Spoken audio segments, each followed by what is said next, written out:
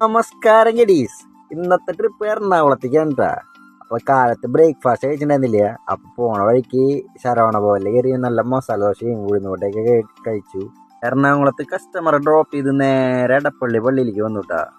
അപ്പൊ നല്ല വിശപ്പുണ്ടായതുകൊണ്ട് അടുത്തുള്ളൊരു കടയിൽ കയറിയിട്ട് നൈസായിട്ട് കുറച്ച് ഐറ്റംസ് പറഞ്ഞു. നല്ല ഫ്രൈഡ് മൊമോസും അവിൽ മിൽക്കൊക്കെ ഉണ്ട് പറഞ്ഞത്. നല്ല ടേസ്റ്റ് ഉണ്ടായിരുന്നു. വെറും 49 രൂപ ഉണ്ടായിരുന്നുള്ളൂ അവിടെ. നല്ല ടേസ്റ്റുള്ള ഐറ്റം. അങ്ങനെ നേരെ പള്ളിയിലേക്ക് നടക്കട്ടാ.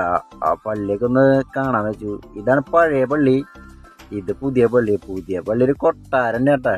പള്ളിയുടെ ഉള്ളില് മൊബൈലല്ല ഇവിടെ അല്ലാട്ടാ. ഇവിടത്തെ മെയിൻ നേർച്ചാന്ന് പറയുന്നത് ഈ കാണുന്ന കോഴികളാണ് കേട്ടാ. ഇവിടത്തെ പെരുന്നാളിന് കോഴിക്കറി വെക്കണ പരിപാടിയൊക്കെ ഉണ്ട് കേട്ടാ. ഇത് നിത്യാരാധന കേന്ദ്രം കേട്ടാ. ഇത് ഫുൾ AC ആണ്. കുറച്ചേരം അവിടേക്ക് കയറുന്ന പ്രാർത്ഥിച്ചു. എന്നാ തിരിച്ചു പോവാട്ടാ. ലുലു മോളാണ്. ആലുവ പുഴയിലൊക്കെ നിറയെ വെള്ളാണ്. പ്രളയം വരുമോ അതേപോലെ വെള്ളമുണ്ട്. അങ്ങനെ നേരെ കൊച്ചി എയർപോർട്ടിലേക്ക് വന്നുട്ടാ. ഇനി എയർപോർട്ടിൽ നിന്ന് തിരിച്ച് തൃശ്ശൂരിലേക്ക് ഒരു ട്രിപ്പ് ഉണ്ട്. അപ്പം അതും കൂടി എടുത്തിട്ട് പോകാൻ വിചാരിച്ചു. അങ്ങനെ ഗസ്റ്റിനെ പിക്ക് ചെയ്യാൻ പോവാണ്. ഗസ്റ്റിനെ പിക്ക് ചെയ്ത് നേരെ തൃശ്ശൂരിലേക്ക്. കട്ട ബ്ലോക്കാ. 1 മണിക്കൂർ കൊണ്ട് എത്തേണ്ട വഴി 50 കിലോമീറ്റർ. ചുരുങ്ങിയത് 2 മണിക്കൂറെങ്കിലും പിടിച്ചിട്ടുണ്ട് തൃശ്ശൂരിലേക്ക് എത്താനായിട്ട്. പാലം വരണതൊക്കെ നല്ല കാര്യം തന്നെ. പക്ഷെ സർവീസ് റോഡും കൂടി ക്ലിയർ ആക്കിയിടണ്ടേ, എന്നാലല്ലേ വണ്ടികൾ കുറച്ചുകൂടി സ്പീഡിലൊക്കെ പോവുള്ളൂ.